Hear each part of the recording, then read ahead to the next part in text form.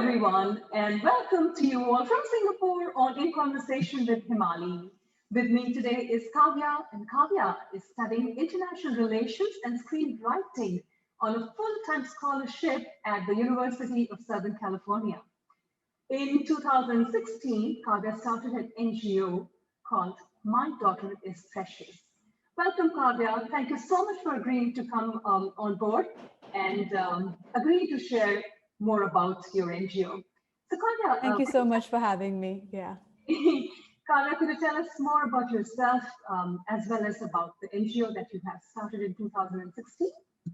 Sure. So I'm currently a student and I started this NGO when I was in class 9 and living in Bangladesh. And it's an NGO to raise awareness and funds for the higher education of girls.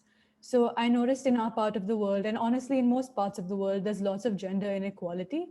And I thought education is such a great tool sort of for people to, really get financial independence, especially for women. So I decided to crowdfund through Facebook, and now we do other events as well to raise money to send girls to undergraduate college. And currently, our model is that we give them undergraduate college fees for their whole education, and as well as partner them with a mentor who sort of guides them and helps them understand their career goals, career plans, what all they can do, builds their confidence. Because these girls really lack that kind of support at home. So, this Sure. mentor is also a really great resource for them. Right. And so, Kavya, you mentioned that you grew up in Bangladesh. Am I right there? Right. No, so I grew up in Gurgaon and then I Okay. moved to Bangladesh in class 8. And Mhm. then we were there for 3 years. And then we moved back to Delhi for 2 years. And now I technically live in Los Angeles as a student. All right. Okay. So, Kavya, this whole idea of uh, bringing education ahead to people who need the resources. How did this whole thing come to your mind? How did the thought of helping the underprivileged to come to your mind? Right. So I've always believed that, like if you have power and if you have privilege, you should use it sort of to help make a difference. So I always knew I wanted to do something. I used to do these little like bake sales in school. Hmm. Um, but then in class 9, actually, we watched this documentary in class called Girl Rising. And it's about how 65 million girls across the world don't get an education because of family reasons, because of financial reasons, social pressures, a lot of factors.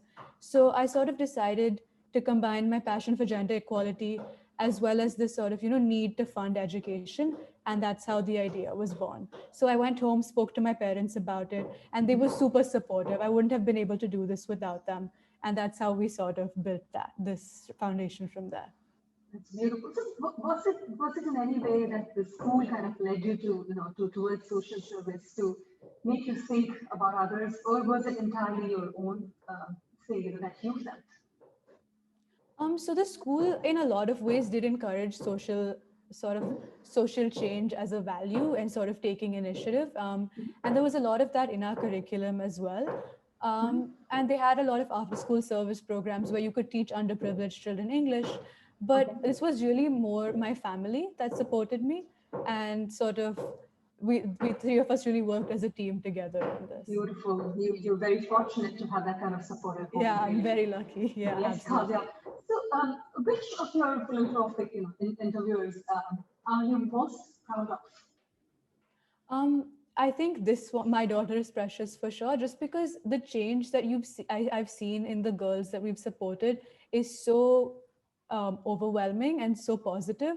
And I would have never expected that, being able to fund and crowdfund for them and having a mentor would make this much difference.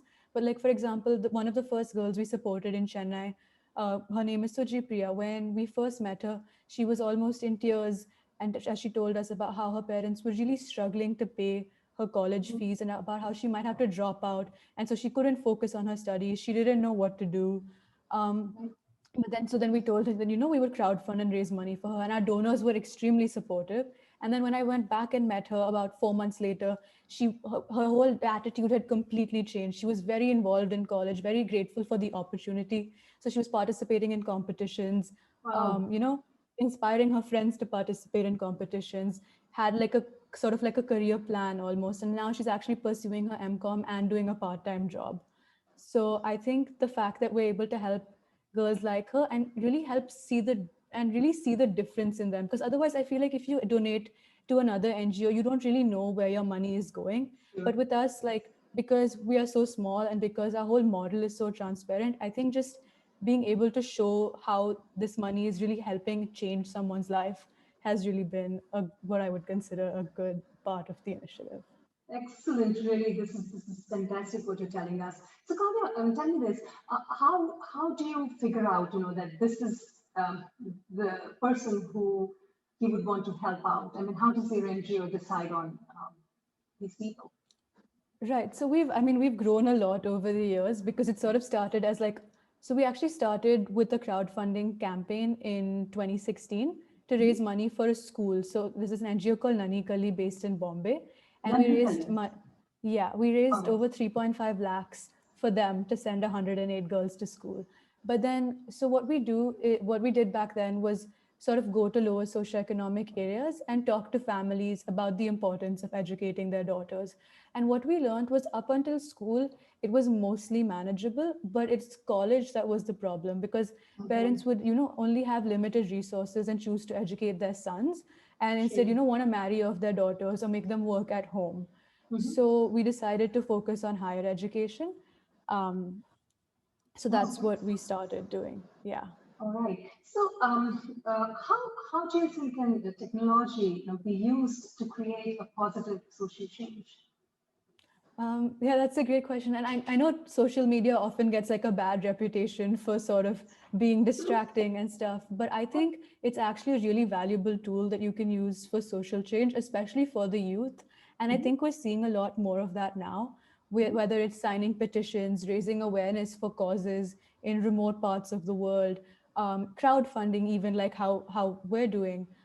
There's a lot of like action that's sort of taking place on social media. And I think it's such a good space because it opens up access Right. to these issues. Mhm. So how we leverage it is, like I said, most of our donations come through crowdfunding. Okay. We have a couple of, I organize a couple of concerts and exhibitions as well, but a majority of it is we post the stories of the girls we're supporting on our Facebook page. And Mhm. then people can see, like, oh, if we donate a certain amount, this girl could go to college, Right. and they contribute through our social media narratives. So I think that's how you can really leverage social media to share stories, raise awareness, raise money, and everything. Absolutely. And how would I put this? But I would so agree with you because that's exactly what I'm trying to do through In Conversation with Himani. Bring ahead people with success stories and more than success stories, inspiring people ahead. Each one of us can just take a little step and do so many wonders. And yeah, um, what what role do the youth play in creating the social change and awareness of their duties towards the society? I think that's a really interesting question. I think it's coming up a lot more in conversation these days because we're really seeing the youth take an active role in social change, whether it's like advocating politically or starting campaigns. So I think it's really important that people don't sort of discredit the youth or dismiss their efforts because I think this generation is very inclusive, does want to change society for the better.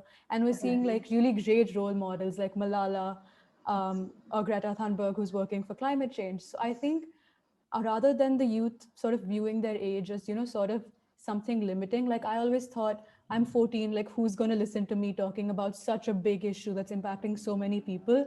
It was actually more helpful than harmful because people listened to me because I was 14 and, because I was saying this. So I think a lot of the traction we got, a lot of the awareness and funds we were able to raise was because of my age, because people and adults sort of sit up and take notice then. So I really think the youth shouldn't feel that I'm too young to make a difference, but rather I'm young so I can really make a difference.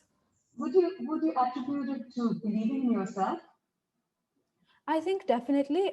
And I think if you believe in yourself and are confident in your idea and your project and are willing to work with other people, people will also see that and want to support you. Because I think adults want to see children shine, but they're always not sure. But I think if you believe in yourself and your cause, then you can sort of convince people also to believe in it. I do agree with you. And one more thing that I would like to add on here is that definitely youth today is doing way more than what we did as youth. And That really makes us proud that you are the young people who want to shape India and shape it into a better India. So thank you so much for doing this, Kavya. Kavya, Thank you. students are busy trying to establish themselves. How do you, as a student, find time to give back to the society at such a tender age? It's difficult for sure, but I think if you have sort of the passion for a cause, there Mhm. are ways to find time. And it's not like it has to be completely separate from the rest of your life. Like I said, there's a lot of opportunities nowadays in schools to volunteer after school as an extracurricular. Or if maybe you're writing a paper for like a class, you could choose to write it on a social issue if they'd allow it. So you can learn more about that issue. And it's even, you can even see it as something you do with your friends. So for example, with my daughter's Precious, we weren't unfortunately able to do it this year, but the last 2 years I organized a fundraising concert and over 200 people attended and it was a huge success. But all the performances were by student bands. So students sort of Really? put the time, to practice together, to come to the event, and all of their friends came to support them, and so we could raise even more money. So you can see it as even as something you and your friends could do together to raise awareness, to raise support, and sort of enact that change. Right, beautiful. But yet, I'm going to ask this again.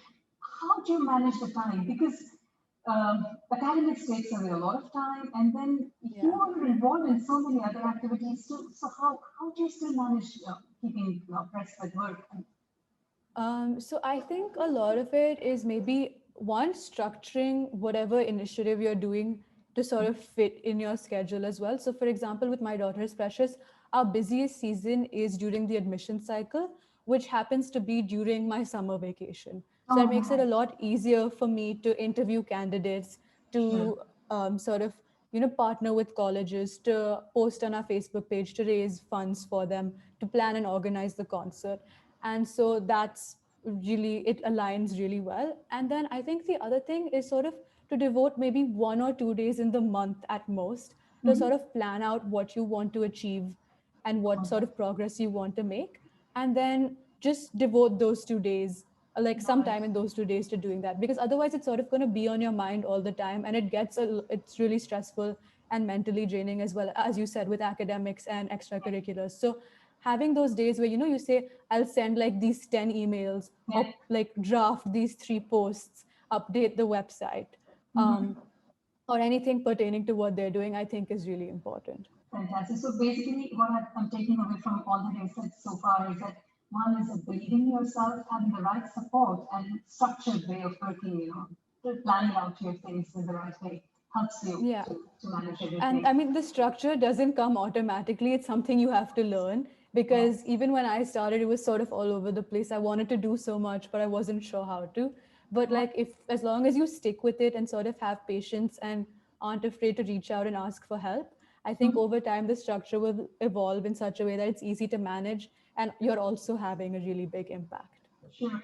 So, Gurna, this is actually also a thing that I was thinking. Can you share an anecdote of, something that touched your heart while you were, doing something for these students who want to go ahead and educate themselves? And, yeah, could you share something with us on this? Sure. So I think actually just recently, a couple of weeks ago, I was interviewing the students for our newest cohort, so 20 to 21 that term. Mhm. It got a little delayed because of COVID, but just even like talking to the students and seeing how motivated that they are to succeed, and the fact that finances really are the only thing separating you, because there is talent, there is a passion, sort of desire to succeed.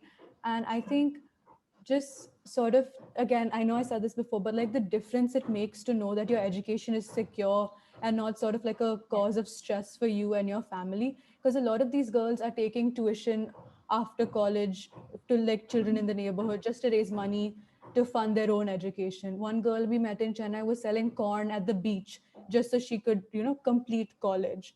So I feel like that really sort of takes away from how well you do in college as well, because it's not just about being smart, but you need to also have the sort of environment where you can focus and work hard and succeed. So I think really just what really stood out to me was when just given, however many thousand rupees it needed for they needed for the fees, and a mentor who believed in them and supported them. Mhm. the amount of difference it made in someone's life, I think is still something that really stays with me. Beautiful. Kavya, have you had any experiences where you felt that I'm going to just stop it or I'm going to take a break or something? Any experiences like those?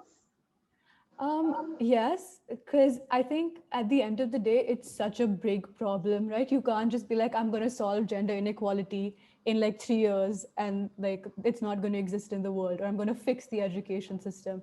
So actually, I was talking to one of my professors about this because I'm in a development economics class, and she said social problems are like mountains, and you sort of have to like sit and like chisel away at it. It's not just going to disappear if you decide to make it disappear. Right. You know, I think that's what it is, because I feel like, oh, we're only helping like 30 girls. Like that's nothing. There's so many people in this country and at the world, in the world at large.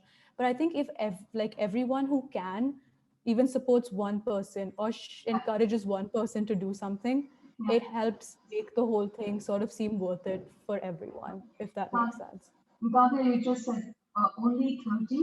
I think it's 30 and already you're doing Exactly. wonders. Very nice. Exactly. Seriously. Congratulations to you. Thank you so much. Kavya, how would you define success? And do you think you've achieved it? I feel like that's such a big question that, I mean, I'm still only 19, so I think I definitely not achieved it, but working towards that. But I would say I define success as sort of, when you are happy with what you're doing, when you're helping people with what you're doing, and when you're sort of like learning and growing still every single day. Um, but I don't think like success is some like final stage that you reach. I feel like success is sort of something you feel every day. Yeah. Um, so I think it's something that you need to like keep working towards. Well said. And Well said. yeah. Beautiful. So would you send a message for my viewers, please? Sure. So I think, like what I said before about like social problems just being so big, because I remember sitting in that classroom when they said, 65 million girls don't get an education. It's just such a huge number that you can't even imagine how many people that is. Yes. And so I think that it's very easy to get overwhelmed, especially right now with so much bad news coming from sort of all sides and on all topics.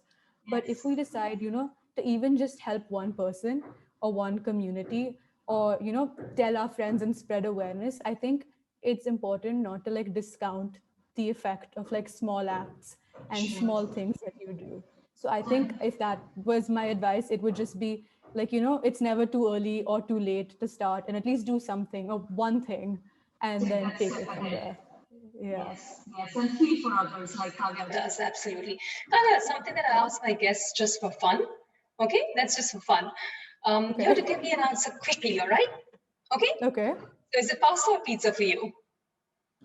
Pasta or pizza? Sorry. Is it pasta or pizza for you? Oh, pasta. All right. Three things you cannot live without. Parathas, technology, Okay. and um, going out. I really like going on walks. I feel like with like the lockdown and everything, like you're just sort of Yes. in the house all the time. But I just like going out and like clearing my head. So I enjoyed hearing the paratha. Great. yeah, no, it's And my like all-time favorite food. is that right? Okay. Yeah. And I have one more question to go. Okay, which of course it's a part of the fun part. Would you rather go 10 years ahead of time with $1 million or 10 years back with all the knowledge you have today? I think 10 years ahead, because 10 years back, I was 9 and I didn't know what I was doing. So 10 years ahead with $1 million would be great. And where would you use that $1 million into the project? Mostly, yes, or like different projects. And you know how you're chiseling away at one mountain, you can chisel away with so many mountains with $1 million. Beautiful, beautiful, Kavya. This is such a pleasure talking to you. And thank you so very much, for agreeing to come here and sharing with us about your initiative, your NGO. And I'm sure my viewers have listened to, all that you've said, and many of us would like to reach out to you and do whatever little that we can. Selfless contributions are the best and the greatest assets of our society. Volunteers like Kavya Rajesh generously dedicate their time and labor to run various charity programs. Thank you so much for the wonderful job you do, Kavya. You bring positive aura around you and inspire all of us to play our parts for a better world and a better tomorrow. May God bless you for your tremendous initiative. My viewers, time for us to take our step ahead and join Kavya's cause. She's reachable on the link provided in the description, and the website is also going to be in the description. So do visit the website and do what you can. And don't forget to like, subscribe, and share this video. Thank you, Kavya. Thank you so very much for being with us and wishing you the best. Thank you so much. Yeah, thank you. Thank you.